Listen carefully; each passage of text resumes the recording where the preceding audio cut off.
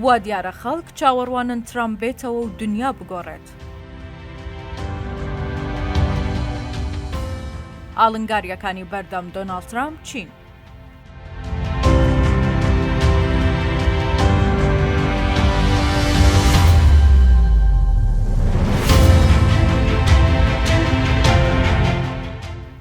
دەرەنجام هەر بەو جۆرەی کەوا ژووری شیکاری تیوار پێشبینی کردبوو، ترامپ لە ڕێگای بەرزکردنەوەی دروشمی چارەسەرکردنی کێشەی هەڵاوسانی ئابووری و کۆتایی هێنان بە جەنگ و هەروەها گەڕانەوەی شکۆ بۆ ئەمریکا توانی وەک براوەی 60مین خولی هەڵبژارنی سەرۆکۆماری ویلایەتە یەکگرتووەکانی ئەمریکا شانازی ناونیشانی 47مین سەرۆکۆماری کۆشکی سپی بۆ خۆی مسۆگەر بکات.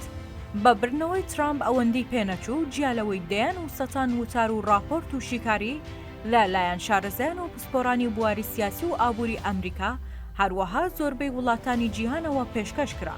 هەرزووش زۆربەی ڕێبەرانی جیهان پەیامی پیرۆزبایی خۆیان ئاراستەی ترامپ کرد و خوازیاری هاریکاری و گەرمکردنی پەیوەندیەکانی نێوان خۆیان و کابینەی دۆناڵد ترامپ بوون.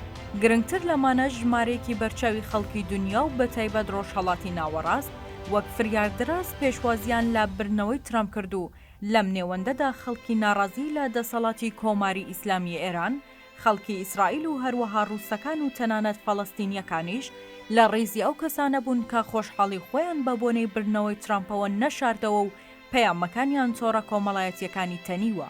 وا دەبینرێت ترامپ دەست بەجێ سەرقاڵی گۆڕینی جیهان و بەتایبەت ناوچەی ڕۆژهەڵاتی ناوەڕاست بێت. لە ئێستادا پرسیاری سەرەکی ئەوەیە بەڕاست ترامپ بڕیارە چی بگۆڕێت و دەتوانێت چی بگۆڕێت کەوا جیا لە ئەمریکیەکان خەڵکی دیکە ئاوا بەهاتنەوەی هەست بە دڵخۆشی و سەرکەوتن دەکەن. دیارە کە ترامپ جیالەوەی پەیمانی چارەسەرکردنی هەڵاوسانی ئابووری و هەروەها پرسی پەنابەری بۆ ئەمریکا داوە، هاوکات چەندین پەیامی دیکەشی داوە. لەوانە پەیمانی داوە زۆر زوو شەڕ لە ئوکرانیا و غەزە و لوبنان بوەستێنێت، دەسەڵاتی سیاسی ئێران لاواز بکات، پشتیوانی لە ئیسرائیل بۆ لێدانی تاران لە ئەگەری پێداگری لەسەر بەرنامە ئەتۆمیەکان بکات و هەروەها پێش بە فڕەوانخوازی وڵاتی چینیش بگرێت. دیارە بەهاتنەوەی ترامپ دوور نییە لە دەرفەتێکی کورتخایەندا کێشەی هەڵاوسانی ئابووری و پەنابەر لە وڵاتەکەی خۆیدا چارەسەر بکات و لە مەودایەکی درێژخایەنیشدا جەنگی غەزە و ئۆکرانیا کۆتایی پێبێنێت. بەڵام ئەستەمە بەم ئاسانیە و لە مەودای 4 ساڵدا بتوانێت کێشەی ئۆکرانیا و کێشەی قوڵ و مێژوەکەی ئیسرائیل و فەلەستین بۆ هەمیشە چارەسەر بکات. واتە مەحاڵە ترامپ بتوانێت دۆخی جیهان و ناوچەکە بەرەو ئارامی و ئاشتەوایی و سەقامگیری ببات. هەڵبەت ئەوەش لەبیر نەکرێت لەبەرەوەی ترامپ باوەڕێکی تۆخی ناسیۆنالیزمی ئەمریکی هەیە، دیارە لە پێنە و بەرزکردنەوەی ئاستی ئابووری ئەمریکا چی بە باش و پێویست بزانێت دەستی بۆ دەبات و لەم نێوەندەدا دوور نییە بۆ کاڵە هاوردەکانی وڵاتی چین و کەنەدا و تەنانەت ئاسیای باشووری ڕۆژهەڵات باجی 60% زیاتر بکات. هەروەها وڵاتانی ئەوروپاش ناچار بکات کە لە سەتا 2 بەرهەمهێنانی ناوخۆی خۆیان بۆ بودجەی ناتۆ تەرخان بکەن.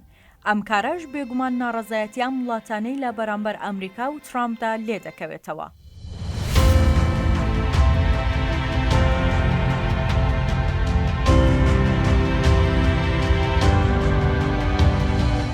لەمڕۆەوە بە دڵنیاییەوە ئەگەر جەنگی سەربازی ئۆکرانیا و غەزەش کۆتایی پێبێت، بەڵام کێشەی قوڵی سیاسی ئەم وڵاتانە و تەنانەت کێشەی سیاسی ڕۆژهەڵاتی ناوەڕاست مەحاڵە بەم زوانە کۆتایی پێبێت و گرنگتر لەوەش بەهاتنەوەی ترامپ و بەرجەستەبوونی ئایدۆلۆژیای ناسیۆنالیزمی ئەمریکی، جەنگی ئابووری و سیاسی لە نێوان ئەمریکا و ئەوروپا، ئەمریکا و چین و کەنەدا و تەنانەت وڵاتانی ئاسیای باشووری ڕۆژهەڵات بە دڵنیاییەوە سەرهەڵدەدات و پەرەدەستێنێت. کەواتە دەکرێت بانگەشەی ئەوە بکرێت کە لە سەردەمی ترامپدا لە بری جەنگی سەربازی، جەنگی ئابووری و جەنگی نەرمی سیاسی دەست پێ دەکات و ئەم جەنگەش بێگومان جیهان و ناوچەکەش دەگرێتەوە و پێش بە ئارامی و سەقامگیری دەگرێت. لەمڕۆوە تا ئەو کاتەی جەنگی بەرژەوەندی ئابووری و سیاسی لە ئارادایە، کەواتە تەنانەت ئەگەر وەک مەسیحیش سەیری ترامپ بکرێت کە بڕیارە ئەو جیهان بگۆڕێت، ئەستەمە جیهان و ناوچەکە جوانتر و هێورتر بکرێتەوە و خەونی گۆڕینی جیهان لەسەر دەستی ترامپ بەتاڵ و بێناوەڕۆکە.